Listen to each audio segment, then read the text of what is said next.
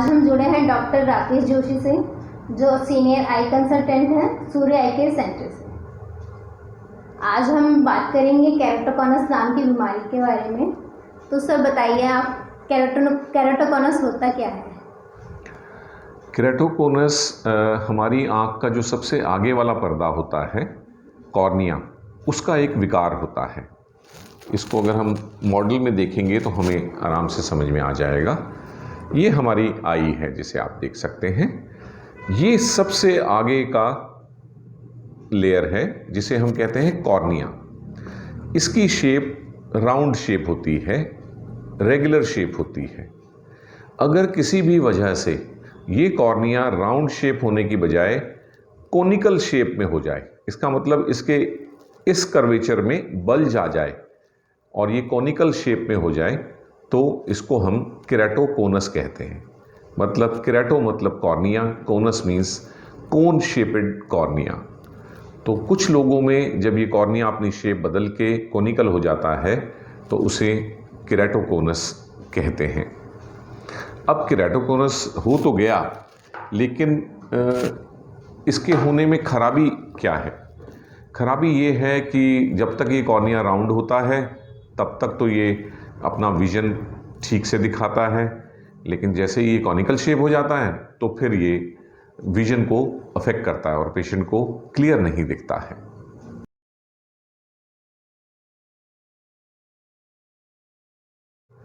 तो सर ये केराटोकॉनस होता क्यों है और किस व्यक्ति में होता है? केराटोकॉनस होने के लिए कुछ प्री डिस्पोजिंग कंडीशंस होती हैं। जैसे सबसे कॉमन तो ये होता है कि जेनेटिक रीजंस, यदि किसी व्यक्ति के पेरेंट्स या ग्रैंड पेरेंट्स में केराटोकॉनस रहा है तो उनमें केराटोकॉनस होने के चांसेस ज़्यादा होते हैं। दूसरा, वो लोग जिनमें सिलिंड्रिकल नंबर ज़्यादा होता है। हमारे चश्मे के नंबर में एक स्फेरिकल कंपोनेंट होता है और एक सिलिंड्रिकल कंपोनेंट होता है।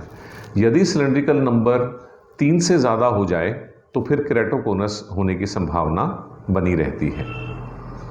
तीसरा कारण होता है हमारे कॉर्निया की जो एवरेज थिकनेस होती है वो करीब 500 टू 550 माइक्रोन्स की रेंज में होती है।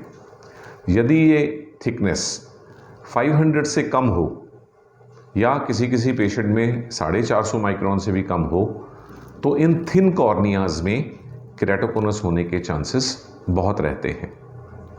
यदि हम बात करें अपनी रोज़ की दिनचर्या की, तो जिन लोगों को एलर्जी रहती है या जो लोग आदतन अपनी आँख को मलते रहते हैं तो उनमें भी केराटोकॉनस होने के चांसेस ज़्यादा होते हैं।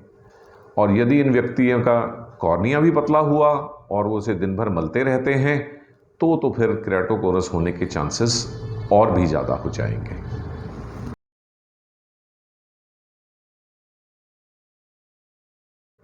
सर इसमें केराटोकॉनस वाले पेशेंट को सिम्टम्स क्या होते हैं जिससे पता चले कि हाँ हमें केराटोकॉनस हो गया है? जब किसी पेशेंट में केराटोकॉनस शुरू होता है तो शुरू में तो उन्हें कोई भी सिम्टम नहीं होते, लेकिन एक स्टेज से ज़्यादा बढ़ने के बाद पेशेंट को धुंधला दिखाई देना शुरू हो जाता है या उनके चश्मे का नंबर तेज़ी से बढ़ने लग जाता है। और इसमें भी ख़ास तौर पे सिलिंड्रिकल नंबर का तेज़ी से बढ़ना बहुत लोगों में पाया जाता है।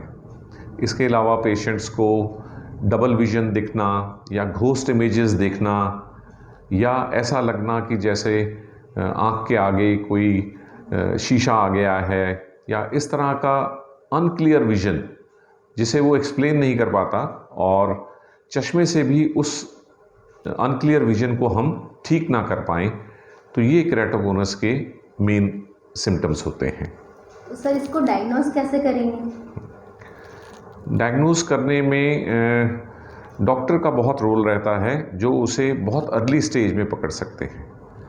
तो हमारी स्पेशलिस्ट जब भी हमारे पास कोई पेशेंट आते हैं जिनका सिलिंड्रिकल नंबर होता है और वो 2 से अधिक हो, या जिनका सिलिंड्रिकल नंबर पिछले दिनों में तेज़ी से बढ़ रहा हो, तो उनमें हम सबसे पहले तो सस्पिशन करते हैं कि हाँ इनको केराटोकॉनस हो सकता है।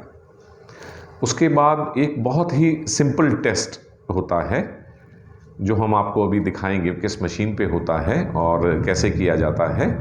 इस वीडियो के अंत में। तो केरेटोमेट्री करने से हमें पता चल जाता है कि क्या पेशेंट के कॉर्निया में कुछ चेंजेस आ रहे हैं जो बाद में जाके केरेटोकोनस बना सकते हैं। नॉर्मल इंसान की केरेटोमेट्री रीडिंग्स आई में 7 to 8 मिलीमीटर्स रेंज में होती है। यदि ये 7 से नीचे होनी शुरू हो जाए वैल्यू, तो फिर उनमें हम केरेटोकोनस सस्पेक्ट करने लग जाते हैं। एक बार जब हमें लगा कि हाँ केरेटोमेट्रिक रीडिंग 700 से नीचे आ रही हैं, तो इसके बाद हम पेशेंट का पेंटाकैम टेस्ट करवाते हैं, जिसमें कॉर्नियल टोपोग्राफी की जाती है और कॉर्निया की सतह हमें बड़े अच्छे से दिख जाती है तथा कॉर्निया की थिकनेस भी पता चल जाती है और डायग्नोसिस कंफर्म हो जाता है।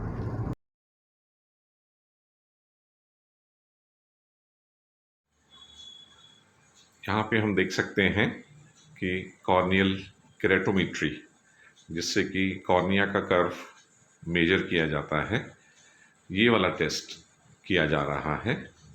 इससे हमें कॉर्निया के बारे में काफ़ी इम्पोर्टेंट बेसिक जानकारी मिलती है और फिर यदि ज़रूरत हो तो हम उस पेशेंट की कॉर्नियल टोपोग्राफी भी करवा सकते हैं।